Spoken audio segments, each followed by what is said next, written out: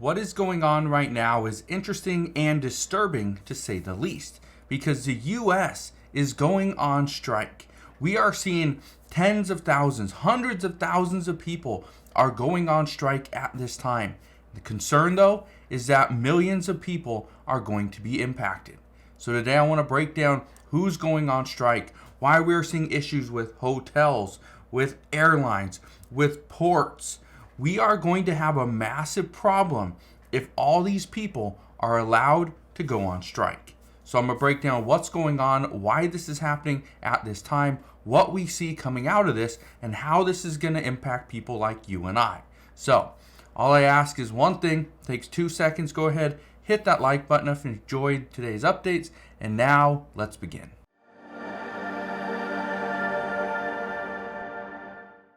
So what is happening at this time is rather scary. And the reason I say this is because millions and millions of Americans are going to be impacted. If you stay at hotels, if you do any type of traveling with airlines as well, you are going to be impacted. If you receive any type of good from another country, you could be impacted as well, because the ports, they are now considering a strike. There's many people that have been talking about this for several weeks, even months, that this is coming. But just look at this.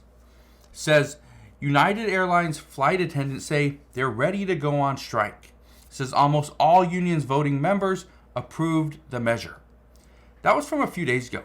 However, what we know is that 99.9% of voting members, have authorized this strike.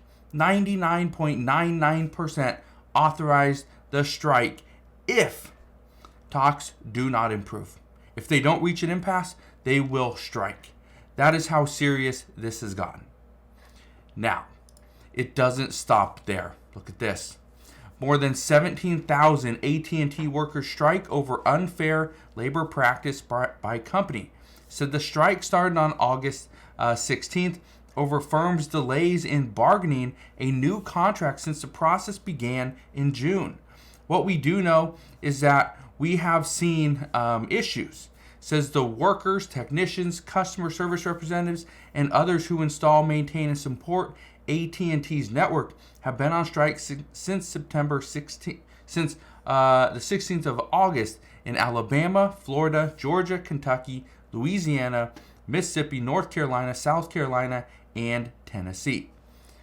But here's where things get scary, and then I want to break down why this is all happening at this time.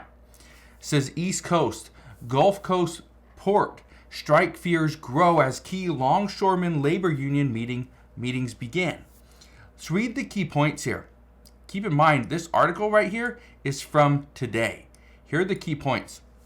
It says U.S. East Coast and Gulf Coast ports handles 43% of all U.S. imports and billions of dollars in trade monthly, but companies have been moving shipping containers to the West Coast over strike fears. That's the first thing you need to understand.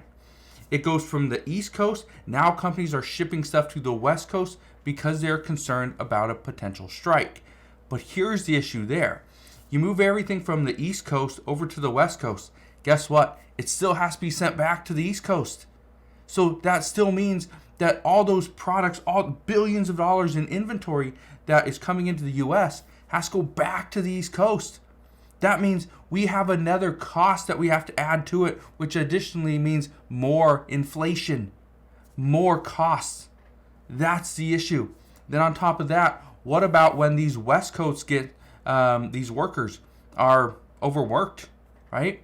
And they feel like they're overworked, underpaid. Guess what? Another strike is looming. Let's keep reading this.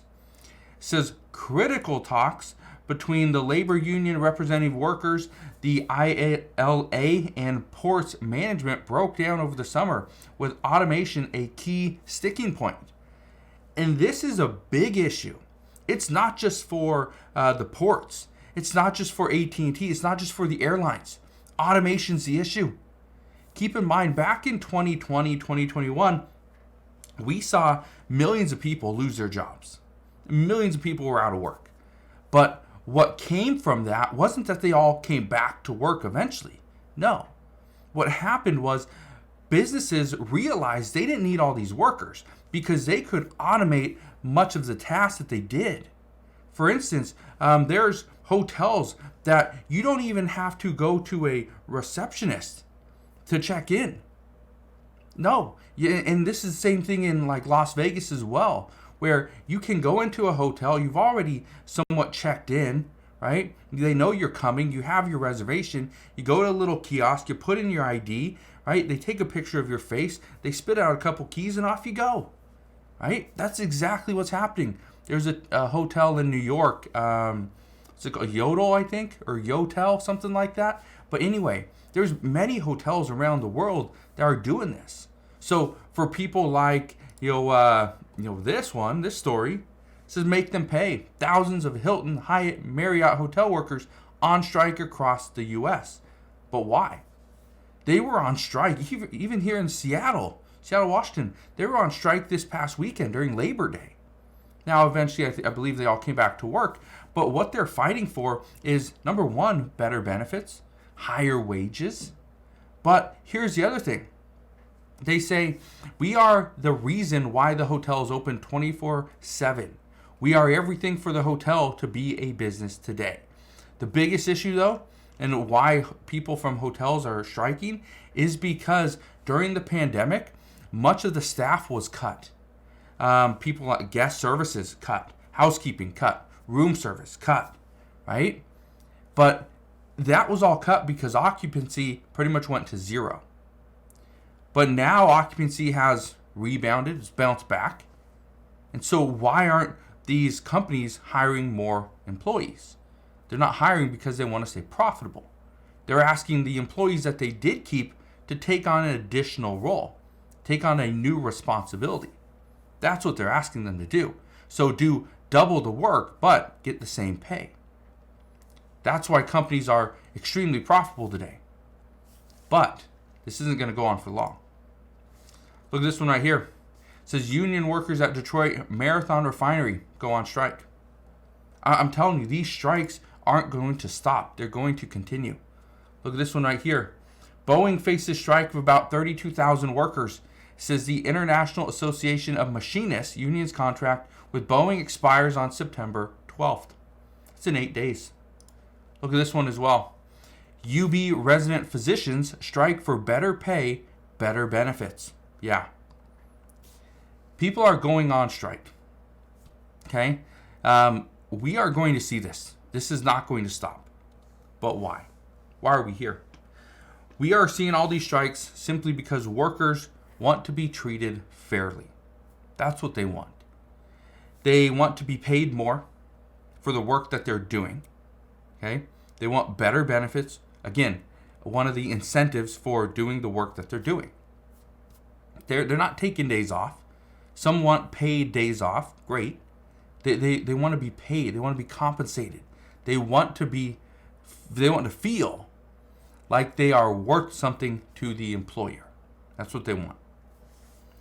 Now, here's the issue. I've already addressed this, but I'm going to talk about it again. Automation, AI. This is turning into a massive crisis because we are seeing many companies are completely moving away from what they used to do, okay? From the way that they used to operate. I saw on the news just the other day a sandwich shop, a little deli. You walk in, the thing is 100% automated, okay? They make the sandwiches using a machine, okay? They make the sandwiches using the machine. You want something to drink? Okay, yep, they'll spit out a cup and you'll take it over to the little station, little fountain drink station, and you fill the cup yourself. It's not AI, no, but it's you. You are doing it. You're paying for a service, but yet they're asking you to do it. That's what I think is interesting. Again, hotels, same thing. Go to airlines. You don't even need to go up to a person anymore. I remember, back in the day, yeah, you had to go up to a person. You'd tell them who you are, and they'd pretty much hand you a ticket. Now you don't even need a ticket when you walk up to the gate. You pull out your phone, say, "There's my ticket," and they scan it, and then off you go. That's it. Okay? You can do everything from your phone.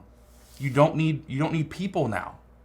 That's a huge, huge issue for many workers, because they are starting to see that their job isn't as important in the grand scheme of things, because now these employers are finding ways to go about their business without that employee. Just think about receptionist. Yeah, you call somebody, you want customer support, chances are it's going to be an automated voice. It's going to be automated. Eventually you could talk to somebody, right? There usually is that option, but it's not as common anymore. You can't just say speak to someone and you get an actual person. So I just wanted to bring this to your attention, because as the US goes on strike, millions are going to be without work. Millions of people are not going to be able to survive this, will not be able to pay their bills, can't put food on the table, can't keep a roof over their head, can't keep gas in their car, or potentially might not even be able to keep their car. Already people can't afford to keep it insured, so things are only going to get worse. Like I said, things will go from bad to worse very soon, but this is only going to amplify the issue, amplify the problems. Again, I'm not saying people should not go on strike, because there are definitely certain instances where a strike is needed. In some of these cases, it may be needed. So, as we get more information on this, I promise I'll bring you all the latest news and updates. But as of today, that is what we know. So again, thank you guys for watching. Consider subscribing, and I'll see you guys on the next one.